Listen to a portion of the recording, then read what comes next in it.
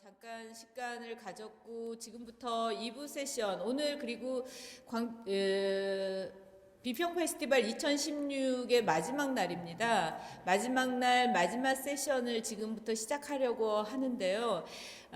여러분들이 기대하시는 프로그램 중에 하나가 아닐까. 2016 비평 페스티벌 중에서도 특히 이 세션에 관심을 많이 갖고 계실 수도 있다고 생각하는데 이 세션의 이름이 비엔날레 세션입니다. 그러니까 유독 어떤 특정 비엔날레에 대해서만 얘기하자가 아니라 지금 어제도 제가 이런 짧게 코멘트를 좀 했었는데 컨템포러리 아트 씬에서 가장 도미넌트 스페시스, 그러니까 가장 우세한 종으로서 비엔날레를 우리가 이해한다면 그 비엔날레라는 스코프를 통해서 우리는 동시대 미술에 대해서, 동시대 미술의 비평에 관해서, 그리고 우리의 어떤 멘탈리티에 대해서 얘기할 수 있다고 생각하고요.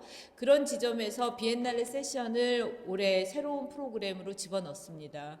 그리고 또 조금 이거는 현실적인 얘기인데 작년하고 올해하고 크게 이 비평 페스티벌의 큰 차이점 중에 하나는 사실은 작년에 같은 경우는 작가와 비평가를 매칭시키고 그 작가와 비평가의 협업을 통해서 우리가 새로운 비평의 모델들을 좀 발견해보자는 데 큰 목적이 있었는데 올해 프로그램에서는 거기서 조금 더 나아가서 비평 자체의 어떤 기능들, 그리고 특히 그것이 이제 인격으로서는 비평가라는 사람들의 역할을 그리고 역량을 어떻게 극대화하거나 미시적으로 발명할 것인가, 이게 이제 굉장히 중요한 주제인데 그와 관련해서 우리가 이렇게 메타피지컬한 차원에서만 얘기를 계속하게 되는 오류가 있을까봐 제가 이제 새롭게 발명한 세션이 바로 비엔날레 세션입니다. 다시 설명하자면 비엔날레라는 스코프가 우리에게 던져주는 거는 정말 칼라이도스코프처럼 만화경처럼 복잡다단할 수 있어서 우리가 모든 현대미술의 현상들을 다 들여다볼 수 없다면 그걸 집합화시킬 수 있는 스코프를 가지고 좀 논해봅시다 라는 게 제 의도였고 이 비평 페스티벌에서 비엔날레 세션이 갖는 큰 의미입니다. 그리고 이 세션에서도 구조적으로 얘기하면 크게 두 개의 방향이 있는데 하나는 키노트 스피커, 그러니까 비엔날레를 직접 운영하고 만들어내는 사람들을 초대해서 그 사람들이 비엔날레 입장에서든 비엔날레라는 구조나 조직체로서든 어떤 생각이나 어떤 경험들이나 그 실행력을 가지고 있는지를 들어보려고 하고요. 그게 이제 키노트 스피커들의 세션이고 또 한 축은 디스커션 섹션입니다. 그러니까 논의를 통해서 우리의 서로 상호 간의 어떤 대화와 토론과 나아가서는 좀 생산적인 디베이트, 논쟁을 통해서 말하자면 우리가 가진 각자의 그 보수적인 입장들을 좀 깨고 유연하게 소위 섞이고 융합하고 또 개별화시켜 볼 수 있는 과정을 오늘 가져보려고 합니다. 그래서 크게 키노트 스피킹 그리고 디스커션 이렇게 나눠볼 거고요. 지금부터 우리가 예정해 놓은 시간보다는 대략 17분이 지났지만 그 17분을 초과분은 뭐 분명히 상쇄시킬 수 있을 거라고 생각을 해서 지금부터 시작을 하는 걸로 하겠습니다. 제한 시간을 두거나 하진 않을 거고요. 지금 두 분한테는 그래도 아마도 스마트하게 시간을 쓰실 거라고 키노트 스피커 두 분이 그렇게 생각을 하고요. 그럼 우선 제가 첫 번째 키노트 스피커를 소개하면서 그분을 이 자리로 초대하면서 시작하도록 하겠습니다. 박양우 광주 비엔날레 대표이사십니다. 저분이 오늘 무슨 얘기 할지는 저도 잘 모르겠어요. 네, 박수로 맞아주시죠.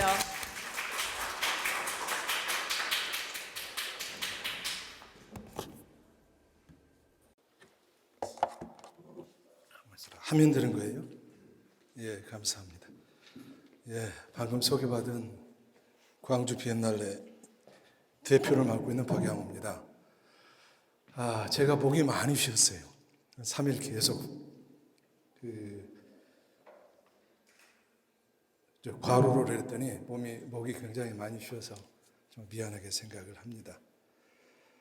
어제 그제부터 논문 우리가 프로포절 한 25개, 26개 그 가지고 계속 이렇게 하루 종일 그거 발표 듣고 멘트하고 이제 그 작업부터 시작해가지고 제가 서울에 올라와서 너무너무 많이 이제 과로가 된 것 같아요. 자, 제가 이제 광주 비엔날레라고 되어 있지만은 오늘은 비엔날레가 왜 비엔날레가 필요한가? 비엔날레는 도대체 뭐지? 대표를 맡으면서 늘 이제 고민을 하는 거예요. 그죠? 비엔날레 대표니까 더 잘해야지 하는 것도 있지만 도대체 비엔날레가 왜 필요하지? 그 비엔날레가 뭐야? 하는 고민. 대표라면 응당 가져야 될 고민이라고 생각을 합니다. 그 다음에 뭐 수없이 얘기할 게 많이 있지만 두 번째는 제가 와서 이렇게 느끼는 게 사실 비엔날레는 예술 감독, 취입 큐레이터가 되겠죠. 예술 감독과 작가의 잔치거든요, 사실은. 특히 이제 예술 감독의 잔치라고 더 구태여 얘기하면 할 수가 있는데 그 예술 감독을 어떻게 뽑을 것인가. 그러면서 대두되는 것이 주제를 먼저 설정을 하고 거기에 맞는 감독을 뽑을 것인가? 아니면 감독을 뽑고 감독으로 하여금 주제를 제시하게 하고 그 다음에 우리 재단에서 거기에 대해서 인도스를 하든지 아니면 수정을 시킬 것인가? 이게 굉장한 대표로서의 숙제예요. 모든 책임은 대표가 지는 거니까. 이제 그 다음에 또 하나는 과연 비엔날레가 왜 필요한가 해서 아까 그것은 미학적인 의미든 미술사적인 의미든 문명사적인 의미가 되겠지만 실질적으로 이 지역사회와 어떤 연관을 가지고 있고 지역사회에 어떻게 기여할 것인가 하는 것을 또 고민해야 되는 것이 이 비엔날레 대표로서의 하나의 고민거리라고 저는 생각을 했습니다. 자, 우리 이번 비엔날레에 관한 것들은 그 다음에 나오는 우리 전시팀장, 우리 아미 박사가 아마 얘기를 할 거라고 생각이 되고요. 주로 매개 소통 관련해서 얘기를 한다고 그래도요. 그래서 그렇게 하시고 사실은 이번 비엔날레에 대해서도 제가 쭉 한번 훑어보려고 그랬는데 그거는 우리 한 팀장이 하도록 하고 저는 이것만 간단하게 얘기를 하겠습니다. 그러나 사실은 시간이 그것도 그렇게 많지는 않을 것 같아요. 그럴까요? 네. 얼굴도 잘 안 보이고. 그래요. 그러십시다. 그런데 그래도 너무 이렇게 푹신푹신해서 응? 제가 공직에 이제 문화부에 만 27년 있었죠. 28년째 있었는데 공직을 나오고 난 다음부터는 가능하면 넥타이를 매지 않고 또 복장도 편하게 할 뿐만 아니라 가능하면 상석에 앉지를 않고 이렇게 푹신한 데 앉지를 않겠다고 다짐을 했었는데 또 제 본의하고는 다르게 또 이렇게 돼 있어서 여기는 상석도 하석도 아니 너무 또 푹신해서 이 의자는 굉장히 오래된 낡은 의자예요. 예. 사실 그것에 얘기를 하겠다고 말씀을 드렸고요. 우리 크리틱 페스티벌 굉장히 인상적이라고 생각이 돼요. 제가 작년에도 와서 이렇게 참여를 했었는데 그때는 이제 제 3자 입장에서 이렇게 봤었는데 사실 비평이라고 하는 것이 우리에게 보편화가 되지를 못했어요. 사실 비평이 없이는 발전할 수가 없잖아요. 그런데 비평이 보편화되지를 못했다. 늘 그게 아쉬웠는데 우리 강수민 교수님께서 비평 페스티벌 한다고 그래서 일단은 그 자체로서 의미가 있다고 생각을 했고 그리고 실제로 작년에 진행되는 것을 보고서 정말 굉장히 좋다. 더 발전이 됐으면 좋겠다. 그런 생각을 해봤었습니다. 흔히 비평이라고 그러면 굉장히 싫어하잖아요. 그러니까 우리 광주 비엔날레도 늘 이렇게 오픈시켜놓고 난 다음에는 어떻게 평가를 할 것인가 거기에 대해서 굉장히 이제 우리가 긴장하고 조마조마한 것입니다. 사실은 제가 별로 스트레스를 받지 않는 어떻게 보면 체질인데 그럼에도 불구하고 이왕이면 듣기 좋은 소리 이제 그게 좋잖아요, 사실은. 그래서 저희가 프레스 컨퍼런스에 한 200명 정도 이렇게 참여를 했었는데 국내에 또 중앙지, 또 지방지, 그다음에 해외에 또 우리 언론에서는 어떻게 평가하는가. 이제 그걸 바로 끝나면 우리가 수집을 다 하잖아요. 근데 뭐 대체적으로 굉장히 좋은 평들을 해줘서 고맙게 생각을 합니다. 예술의 본질에 대해서 충실하고 뭐 등등해서. 그러나 그 중에서는 극히 또 예외적으로 이렇게 아주 그 약점들 또는 그 기자 입장에서 또는 비평하는 입장에서 또 좋지 않은 그 측면들을 이렇게 지적하는 기사들이 혹시 많지는 않았던 것 같고 한 두어 개쯤 있었던 것 같아요. 나머지 한 100여 개는 잘했다고 했던 것 같고. 그러면 우리 이제 직원들, 특히 우리 홍보팀이나 아마 전시팀도 마찬가지일 거예요. 굉장히 긴장을 하는 것 같아요. 근데 저는 긴장하지 말라고 그러고 오히려 저는 정말 즐깁니다. 우리에 대해서 이렇게 비평해주고 그런 것에 대해서. 또 그 내용에 대해서는 제가 100% 동의하지 않지만 그럼에도 불구하고 다른 시각에서 이렇게 봐주고 우리로 하여금 따끔하게 해주는 것은 굉장히 의미가 있는 것이다. 생산적인 것이고 그것은 우리로 하여금 더 긍정적으로 나갈 수 있는 힘이 된다 이렇게 생각이 되거든요. 어떻든 길어졌습니다. 이 비평 페스티벌이라고 하는 것은 굉장히 의미가 있다라고 생각이 됩니다. 자, 비엔날레. 자, 비엔날레는 무엇인지 잘 아시죠? 뭐 비엔날레? 어느 쪽에다 대면 됩니까? 그쪽에다 할까요? 자, 뭐 비엔날레 다 여러분들 잘 아실 거예요. 긴장하지 마십시오. 목차까지만 영어로 돼 있고 그 다음에는 한글로 돼 있습니다. 네. 뭐 비엔날레 다들 아시죠? 그러니까 바이에니얼의 이제 이탈리아 말이 비엔날레. 2년마다 한 번씩 열리는 것이죠. 그러나 이제 기본적으로는 미술 전시회를 우리가 비엔날레라고 하는 거죠. 요즘에는 뭐 이것저것 다 해서 2년마다 열리는 행사들은 다 비엔날레를 붙이지만 통상적으로 비엔날레라고 그러면 2년마다 열리는 국제 전시회. 그것도 미술 전시회. 그것도 현대 미술 전시회. 그것도 대규모의 국제 현대 미술 전시회. 그걸 말하는 거죠. 또 그것도 단순히 대규모의 국제 현대 미술 전시회가 아니라 적어도 현대 미술사회 또는 문명사회, 문화사회 담론을 던질 수 있는 어떤 시사점을 제공해 줄 수 있는 그런 대규모 국제 현대 미술제를 전시회를 우리가 비엔날레다 이렇게 보통 얘기를 하는 거죠. 그러니까 그런 측면에서 우리가 보통 미술관에서 열리는 그냥 전시회하고는 차별점이 있는 것이다. 그러다 보니까 실험적인 미술들, 새로운 미술들 그런 것들이 많이 이제 나타나게 되고 그러다 보니까 아이고 뭐 이렇게 힘들어 이해하기가 어렵다 이런 얘기들도 이렇게 많이 나오게 되는 것이라고 봅니다. 그러니까 그런 측면에서 이러한 조건들을 만약에 갖추지 못하고 있다고 한다면 비엔날레라고 이렇게 하고 있지만 우죽순처럼 벌써 우리나라에도 얼마나 많은 비엔날레들이 생겼어요. 그러니까 비엔날레라고 하지만은 저는 진정한 의미의 비엔날레다라고 이렇게 생각지를 않습니다. 그러니까 어떤 비엔날레를 보면 그냥 전시회 또는 그냥 축제, 미술 축제, 그냥 미술 잔치, 그냥 이렇게 하면 될 걸 왜 저렇게 비엔날레라는 말을 쓸까? 그런 생각이 이렇게 많이 들어요. 사실은 비엔날레란 말은 이미 그 협의의 좁은 의미의 영역을 벗어나서 2년마다 열리는 꼭 미술 전시회가 아니더라도 여러 행사들을 이미 비엔날레라고 통용이 되고 있는 그런 상황인데 아마 그런 것에 비하면 제가 얘기하는 이것은 굉장히 어떻게 보면 보수적인 아마 그런 얘기가 아닌가 싶습니다. 그럼에도 불구하고 비엔날레를 볼 때마다 그런 생각들이 제 개인적으로는 있다 하는 생각을 해봅니다.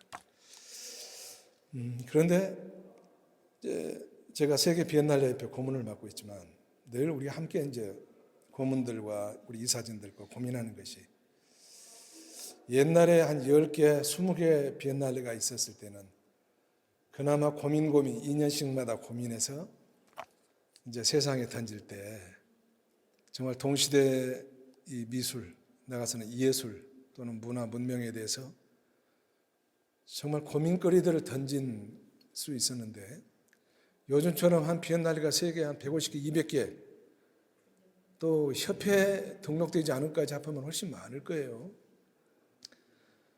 그러니까는 뭐 1년에도 만약에 적게 잡아서 50개, 많게 잡아서 100개라고 하면 거의 그냥 한 주일에도 몇 개씩 생겨야 되는 그런 전시회라고 한다면 과연 이 동시대 미술에 대해서, 예술에 대해서, 문화에 대해서 무엇을 던져줄 수 있을 것인가? 그러다 보니까 여기서 가서 보나 저기 가서 보나 큰 차이가 사실 없는 것을 볼 수가 있어요.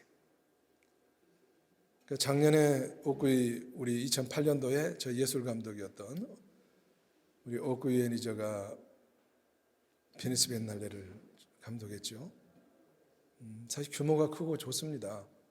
뭐 국가관도 볼만하고 또 본전시도 볼만하고 다 좋긴 한데 사실은 가보면은 이게 뭐지? 다른 비엔날레와 어떤 차이가 있지? 사실 조금은 또 실망을 하는 것이 솔직한 제 이제 심정인데 다른 비엔날레를 가도 대체적으로 요즘은 비슷비슷하게 이렇게 나가는 것을 봐요. 그래서 사실 비엔날레라고 하는 것이 무엇인가 늘 고민을 하고 있다. 이번에 광주 비엔날레도 예술 감독과 함께 늘 고민했던 것이 자 그렇고 그런 비엔날레 똑같은 다른 것과 같은 스타일의 비엔날레라고 한다면 그 비싼 돈을 들여서 왜냐하면 감독은 사실 돈 걱정을 별로 않지만 사실 감독도 원래 돈 걱정을 해야 되는 겁니다. 이 펀드레이징을 해야 되는 거예요. 이번에 유독 우리 마리아는 거기에 대해서 별 신경을 안 썼지만 그렇게 신경을 안 쓰게 되면 나중에 다른 비엔날레나 다른 기관에서 많이 아마 좋아하지 않을 거예요. 응?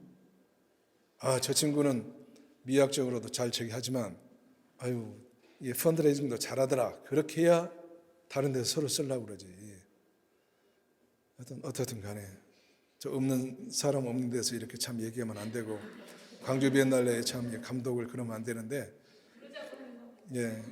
그럼에도 불구하고 또 저는 이제 대표 입장에서 펀드레이징 좀 하지 조금이라도 이제 그런 아쉬움이 있었어요.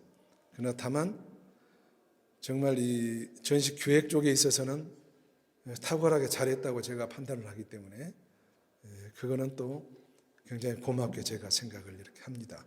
어떻든 감독은 별 돈 걱정을 하지 않냐고 저는 정말 애가 타도록 중앙부서, 지방부서, 지방청, 그 다음에 기업들 또 표파하는 것 지금도요. 또 다른 데로 흘러가지만 정말 지난 그 추석 때 야속합니다. 추석 때가 우리 대목 아닙니까? 대목. 근데 줄창 비 오고 바람 폭풍 불고 그냥 그 남부지방에 정말 속 탑지다. 왜냐하면 저는 별로 뭐 결과에 연연치 않고 일단 퀄리티 좋으면 좋을 거고 그 다음에 관객은 지난 대회 때보다는 그래도 최소한 30% 이상은 더 올 거야 확신이 있었지만 그럼에도 불구하고 사실 좀 야속합니다. 하나님이 참 야속했어요. 예. 그런데다가 10월 3일 개천절이 끼어 있는 그 연휴 때 그때 보니까는 3일 전에 보니까는 또 다른 지역은 쨍쨍인데 이 전남 지역, 광주 지역, 그다음 일부 경남 지역 거기는 출창도 비가 온다고 표시가 되어 있어요. 아 정말 하나님이 야속합니다. 제가 교회 나가는데요. 그래서 정말 제가 손을 딱 들었어요. 하다가 푸념을 하다가 I surrender. 난 항복합니다. 난 졌습니다. 이제 알아서 하십시오. 기후에 대해서, 날씨에 대해서. 주말만 되면 비가 왔고 그래서 지역신문에서도 주말은 우요일, 비우자에다 써가지고 우요일이라고 그랬어요. 근데 다행스럽게 그때 그 개천절 때는 이제 반반씩, 반은 날씨가 맑아지고 왔는데 어떻든 그렇게 이제 우리가 신경을 쓰면서 하는데 정말 이 비싼 돈을 주고 들여서 하는 비엔날레가 비엔날레 간에 차별화가 없다고 한다면 또 그 비엔날레를 통해서 새로운 담론들이 나올 만한 그런 전시가 아니라고 하면 무슨 의미가 있을 것인가? 그래서 굉장히 이번에도 저희들은 고민을 했고 아마 그것에 대해서는 우리 안 박사가 나중에 얘기를 해줄 것이라고 생각이 됩니다. 그러나 적어도 정말 비엔날레라고 그러면은 이제 그런 정말 고민들이 있어줘야 되겠다라고 하는 늘 문제의식을 가지고 이 일을 하고 있다. 저는 그렇게 생각을 합니다. 자, 그런데 그런 차별화를 하려고 하면 실질적으로 그럼 어떤 주제를 가지고 할 것인가, 또 어떤 예술 감독을 가지고 끌고 갈 것인가 하는 것이 실질적으로 가장 중요한 이제 문제가 되는 것이죠. 근데 이제까지 광주 비엔날레의 경우를 보면 주제를 정하기 전에 이제 감독을 먼저 이렇게 정하죠. 그런데 이제 물론 감독에게 주어지는 일정한 아웃라인이 있습니다. 이제 큰 의미의 어떤 주제 방향은 있어요. 근데 그것은 매년마다 매 대회 때마다 똑같은 것이죠. 한번 볼까요? 자, 비엔날레는 무엇인가 뭐 하는 것은 여러분들 잘 아실 거고요. 광주 비엔날레가 2004년도에 14년도에 아트넷에서 평가한 바에 의하면은 세계 5대 5위의 비엔날레였다. 뭐 그런 거는 그냥 넘어가고요.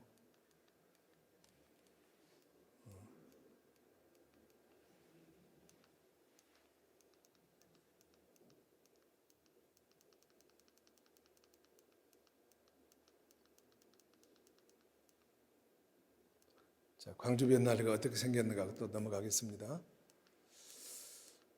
자, 저희가 이제 감독 후보자들에게 던져주는 것이 이제 최종 파이널리스트지, 그러니까 파이널리스트 2명에게 던져줬던 것이 혁신적인, 당연히 비엔날레는 혁신적인 실험적인 것들이 있어야 되니까 저기에 들어가 있어야 되고, 그 다음에는 현대적인 광주 정신이 있어야 된다. 이제 광주 정신이란 뭐냐, 이거 가지고도 광주에서 수십 년 동안 논쟁이 붙어왔습니다. 정답은 없어요.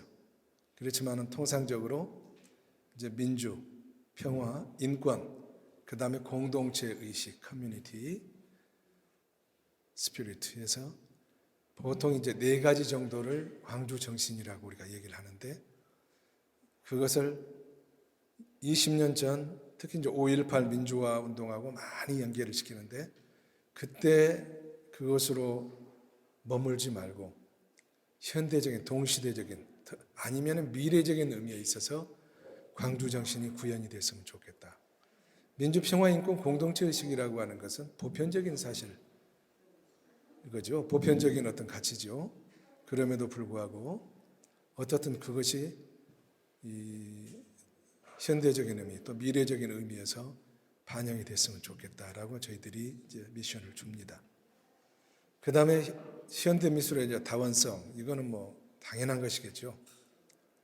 뭐 주제가 되든 양식이 되든 어떤 문법이 되든 또는 재질이 되든 뭐가 되든 간에 또 뭐 성의 문제, 무슨 계층 모든 것들을 포함해서 다 오픈시키겠다 라는 이제 그런 의미로 저희가 다원성을 얘기를 하고요. 그 다음에 비엔날레의 특성 중에 하나라고 한다면, 물론 비엔날레 특성이 뭐냐 하는 데피니션은 없습니다. 그럼에도 불구하고 제가 또 디파인하기는 또 로컬리티 문제, 지역성 문제는 굉장히 중요하다. 광주라고 하는 지역이 가지고 있는 정신, 그거는 광주 정신하고도 포함시킬 수가 있겠죠. 또 문화, 역사, 또 그곳의 어떤 분위기, 또 그곳의 사람들의 삶의 모습, 생태, 이것들이 녹여진, 그런 전반적으로 녹여진 분위기의 전시가 됐으면 좋겠고, 또 그것들을 소재로 하는, 그러면서 보편화시킨 그런 작품들이 또 전시되어졌으면 좋겠다. 그렇다고 해서 지역의 행사가 아니라 그것을 보편화시키는 그런 또 의미의 색깔들이 있었으면 좋겠다라고 저희들이 이제 제안을 하게 됩니다. 그렇게 되면 그걸 가지고 마지막 파이널리스트 2사람이 이제 그걸 가지고 프로포즈를 하게 되고, 그다음에 그 중에서 저희들이 이제 선정을 이렇게 하는데, 사실 이보다도 더 나아가서 구체적으로 어떤 주제를 정해주는 것이 옳은 것인지, 아니면 최소한 이것보다도 더 구체화시키는 주제 방향을 설정한 다음에 그리고 거기에 가장 합당할 것 같은 감독을 고르는 것이 좋은 것인지, 아니면 단순히 저 정도만 해주고 이제까지 해왔던 것처럼 그 다음에 현대 미술, 저건 아주 일반적인 얘기니까 어떻게 보면 그것을 잘 통찰할 수 있는 감독들을 뽑아서 그 감독이 제시하는 주제들을 우리가 아주 고민하고 인도수를 할 것인지, 사실 그것이 늘 이제 고민거리다 생각입니다. 이제까지는 후자로 해왔습니다. 최근에는 뭐 잘 아시다시피 비엔날레가 꼭 주제를 꼭 제시하는 것만이 아니고 주제 없이 하는 것들이 아주 많아지는 추세이기 때문에 사실은 어떤 방향을 정해주고 어떤 주제, 그런 것에 감독이 매이도록 하는 것이 과연 올바르냐, 또 그런 방향으로 나가는 것은 어떻게 보면 역행하는 것이 아닌가, 이제 그런 생각들이 사실은 있기도 하고요. 또 그러면서도 그렇다고 한다면 각 비엔날레라고 하는 것은 무엇인가, 또 그 비엔날레의 조직들은 무엇인가. 그러면 비엔날레들을 다 한 200개가 있으면은 한 20개 정도로 줄여서 그냥 뭐 감독들만 선임해가지고 감독들 마음대로 잔치하도록 놔두면 되는 거지. 그 비엔날레의 특성이라는 것은 무엇인가. 이제 그런 문제들이 있어서 광주 비엔날레는 어떤 방향으로 나갈 것인가, 그런 문제 중에서 굉장히 고민을 하고 있다. 그러면서 요즘에 주제가 많이 없어지는 추세이긴 하지만 다음 대회 때는 이것보다는 조금 더 구체화되어진 어떤 주제 방향을 한번 설정해 보고 싶다 하는 것이 대표의 생각이고, 이번에 11월 4일인가요? 3일인가요? 3일 날 우리 강수민 교수님도 참여를 하시지만 이번 2016 광주 비엔날레에 대한 또 그 평가도 그때 이제 한번 해보고, 그리고 앞으로 다음 대회 때 어떤 방향으로 나가는 것이 좋을까, 그것에 대해서 한번 토론하는 또 저희들이 열린 포럼을 기획을 하고 있습니다. 그래서 그런 것들을 이제 바탕으로 해서 또 우리 내부에서 또 연구하고 검토되어진 것들과 합해서 내년에 다음 대회 때는 조금 더 구체화되어진 어떤 방향을 정하고, 그리고 거기에 맞는 감독을 한번 선정해 보고 싶다 하는 것이 대표로서 현재 제 생각인데, 또 11월 3일 그 포럼을 한번 들어보고 그리고 나서 최종적으로는 어느 방향으로 갈 것인가를 아마 정하려고 생각 중에 있습니다. 자, 어떻든 우리 광주 비엔날레의 뭐 행사 구성 이런 것들, 예술 감독을 뽑는 그게 굉장히 아마 궁금할 거예요. 여기 이제 혹시 비평 우리 페스티벌에 혹시 큐레이터로서 나중에 한번 일을 해보고 싶다 하시는 분들이 있는데, 솔직히 큐레이터의 많은 꿈 중에 하나가 아마 세계 톱 비엔날레들의 아마 총 예술 감독이 한번 되어보는 것도 꿈 중에 하나가 아닐까 싶어요. 그렇죠?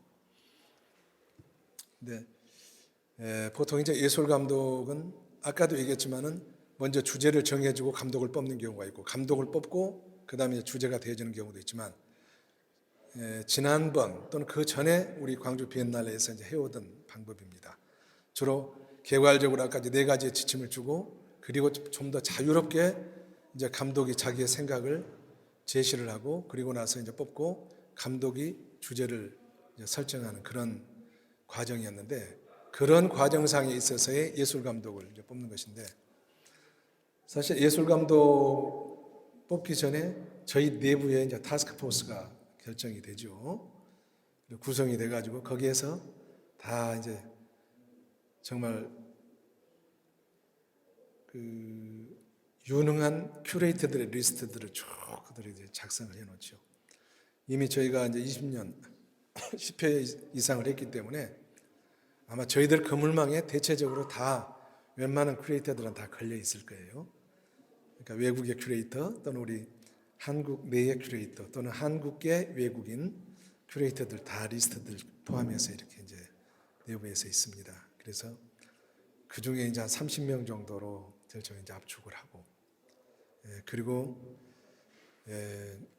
저희 팀만이 아니라 그 다음에 이제 우리 전문하는 팀들, 우리 교수님들 또는 다른 또 큐레이터들 또는 관장들 또 비평하시는 분들 이런 내외에 그런 분들과 함께 또 같이 이제 그걸 검증을 한번 받아보고 그리고 나서 거기서 한 15명 정도를 우리가 고르고 그리고 나서 최종적으로는 이제 7명의 선정위원회 그래서 외국에 계신 분들 국내에 계신 분들 함께 선정을 하되 그때마다 달라지지만 이제 올해 마리아를 뽑을 때는 그 선정위원들이 2사람씩의 이제 예술 감독의 후보들을 함께 이렇게 제출을 했죠. 그래서 저희 타스크포스에서 팀에서 했던 것과 서로 이렇게 묶어서 다 이제 걸러지잖아요. 그래서 중복되는 것도 꽤 많이 있는 거고 이제 함께 놓고 거기서 이제 서로 토론을 해서 그 중에 최종적으로 우리가 4사람을 했던가요?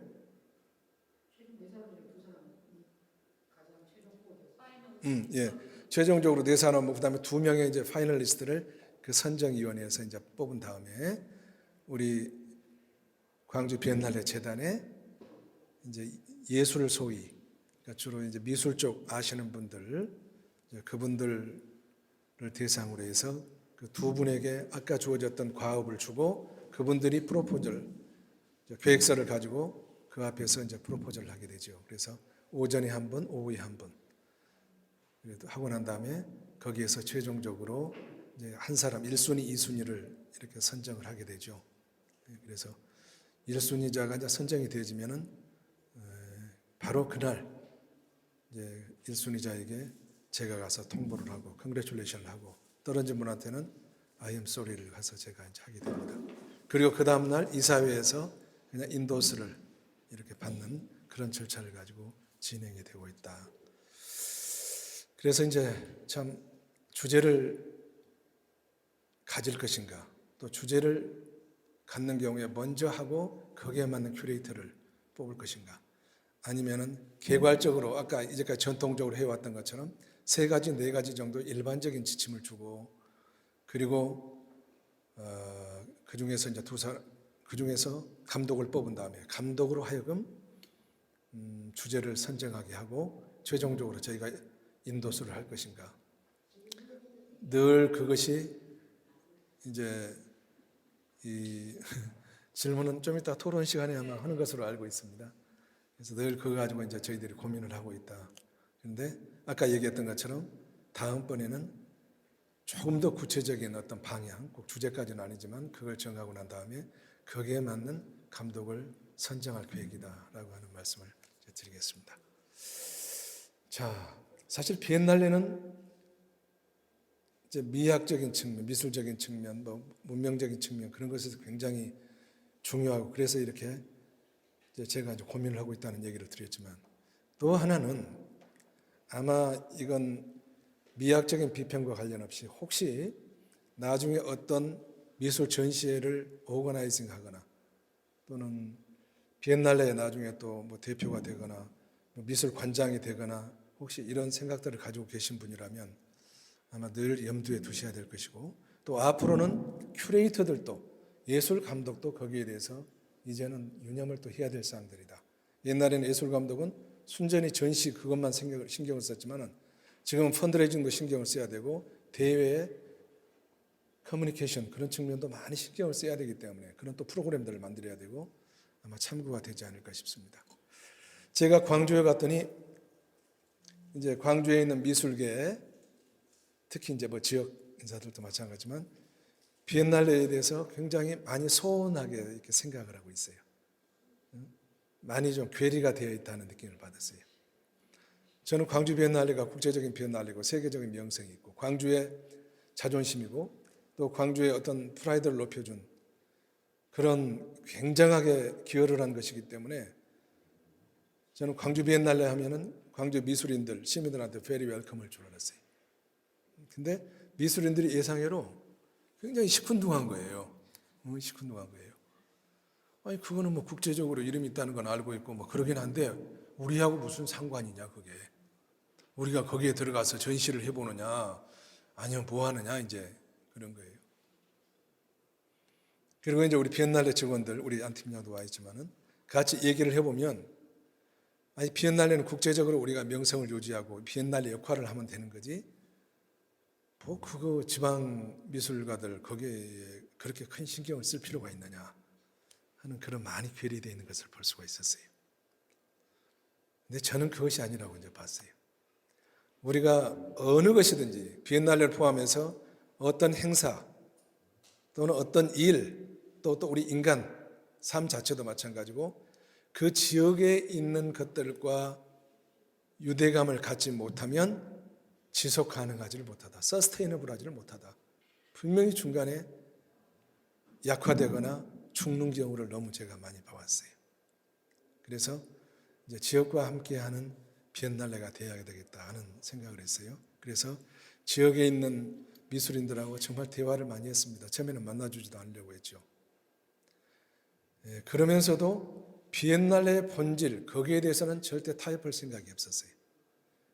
그러니까 우리 비엔날레가 아까 얘기했던 그러한 데피니션, 디파인에 나왔던 몇 가지 요소들 정말 국제적인 의미의 담론을 제시할 수 있는 그런 전시회가 되지 못한다고 한다면 그때요 돈 들여 살 이유가 나는 없다. 그러니까 여기에 대해서는 우리 비엔날레 대표인 나 또 우리 재단 이사회가 있고 그거는 타협할 나는 의사가 추호도 없다. 정말 앞으로 더 좋은 비엔날레 그 비엔날레를 하기 위해서 좋은 감독 또 좋은 주제 좋은 작가들을 모시는데 나는 최선을 다할 것이다. 그러다 보면 광주 지역에 있는 작가들이 예전처럼 또 예전보다 더 안 들어갈 수도 있다. 그러니까 그것은 이해를 해달라. 다만 비엔날레가 이렇게 10번 20년이 지났는데도 광주 지역의 미술계가 굉장히 침체해 있는 거예요. 그러니까 이것은 비엔날레만의 책임은 아니지만 비엔날레도 책임이 있다는 이렇게 생각을 해요.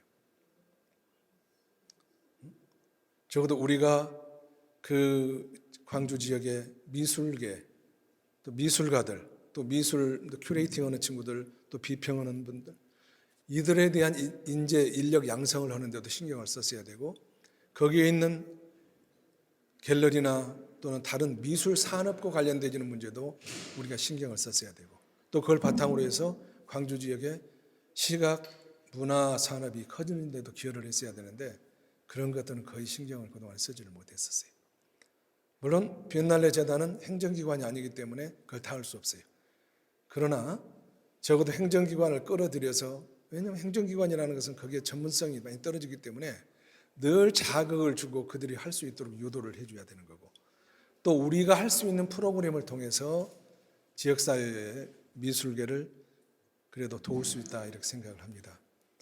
그래서 사실 그 이제 인프라스쿨이다 우리 동덕여대도 같이 참여를 했었죠. 그 지역에 있는 대학생들 학교에 우리 예술감독, 큐레이터, 작가들이 같이 가서 또 얘기할 수 있는 기회들 서로 토론할 수 있는 기회를 주는 것 그것도 인력을 양성시키는데 굉장히 큰 기회죠. 사실 다른 지역에서는 가질 수 없는 특권이잖아요. 그 특권들을 더 많은 기회를 줬더라면 참 좋았겠다. 이번에는 꽤 많은 기회를 줬습니다. 그 다음에 국제 큐레이터 코스다. 거기에 또 우리 지역 많이 못 들어가더라고요. 영어로 진행이 되기 때문에 그것도 저는 의무적으로 할당을 시켰습니다. 영어가 좀 떨어지더라도 얼마든지 가능한 것이다. 자, 그 다음에 지역에 있는 또 작가들 본전시는 아니지만은 또 특별전에 참여를 시킴으로 인해서 그 광주 지역의 미술의 현상이 이 정도 좀 이거다. 그래서 서로 교류할 수 있는 기회를 주는 것은 좋은 것이다. 그 다음 미술 산업의 중요한 요인 중에 하나가 갤러리지요. 갤러리들 뒷짐지고 있어서는 안 되지. 그래서 갤러리들도 전부 다 신청을 받아서 기획전들을 하고 그 기간 동안에 또 광주 비엔날레 기념전이라는 이름으로 같이 저희들의 프로그램에 같이 이제 집어넣어서 이렇게 하고 또 작가들의 스튜디오도 오픈해서 그 지역에서 활동하는 작가들이 그 기간 동안에 또 오픈하고 또 서울이나 또 세계 각국에서 온 많은 미술인들이 찾아갈 수 있는 기회를 주는 것은 굉장히 중요한 것이죠. 그러니까 저도 외국에 가면 비엔날레를 가든 아트페어를 가든 그 지역 작가들 그 인포메이션이 있으면 찾아서 다 한번 이렇게 보잖아요. 그게 기쁨이고 거기에 좋은 사람들을 또 발견할 수 있는 건데 이런 비엔날레 기간 동안에 그런 기회를 놓친다는 것은 너무 아쉬운 것이다.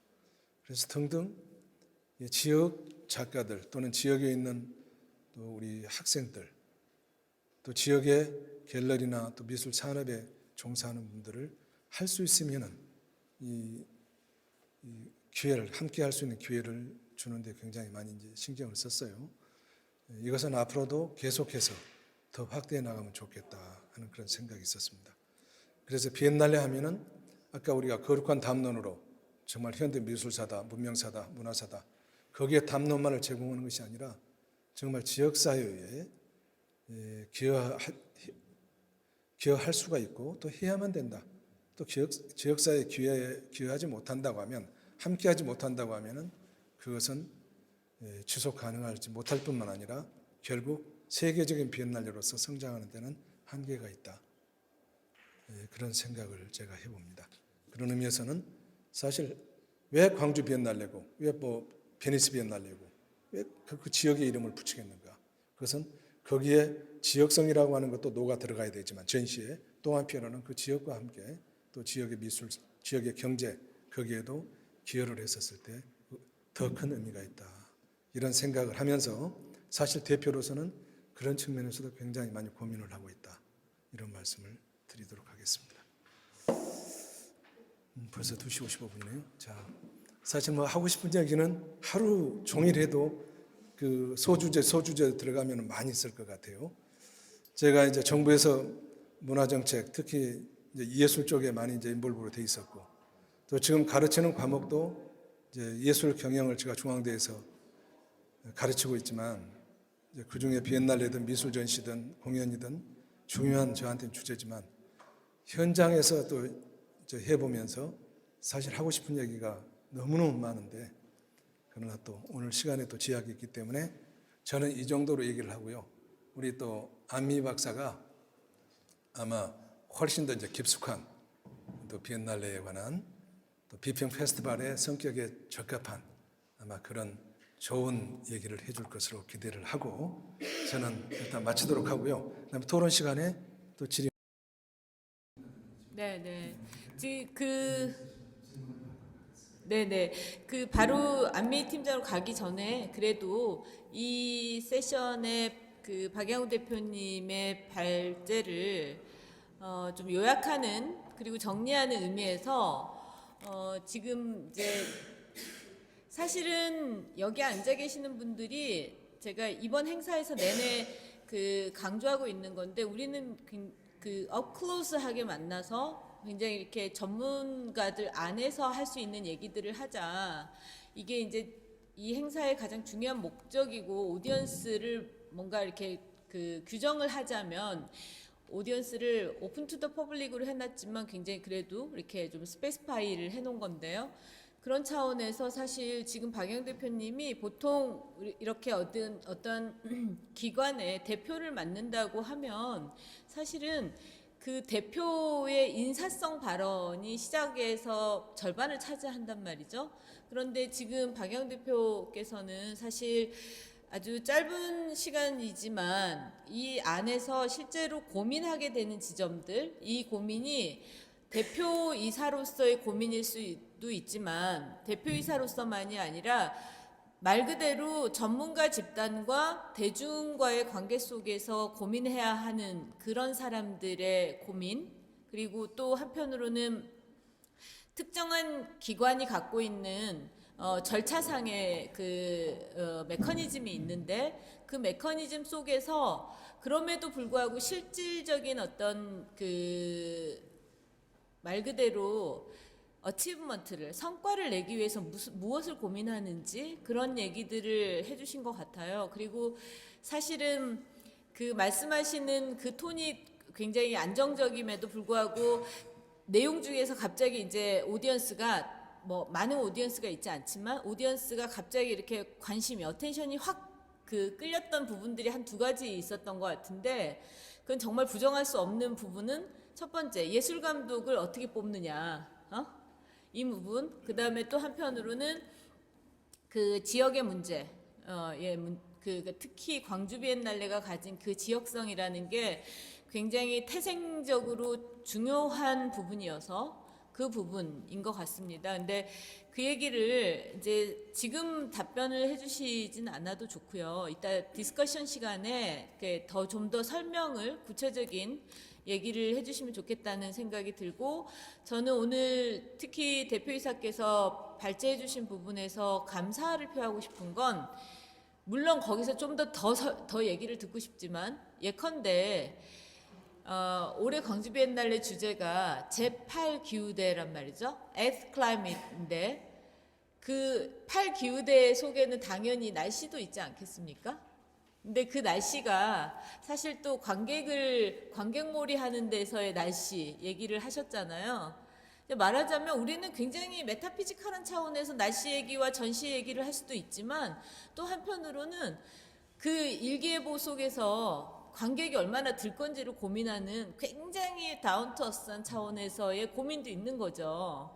이게 이제 사실 우리가 그 아주 높은 차원에서 담론을 생각하는 거랑 아주 구체적 차원, 현실적 차원에서 어떤 실행에 가는 차원이랑을 상징적으로 보여주는 코멘트가 아니었나, 그런 생각을 좀 했고, 그런 거와 관련해서는 어떻게 진짜 그 재원을 마련하는지, 뭐 또 관객몰이를 어떻게 해야 될지에 대한 거를 그 개별적으로도 이 자리가 아이디어를 모으는 자리였으면 좋겠다는 생각이 들었습니다. 네, 좋은 발표 감사합니다.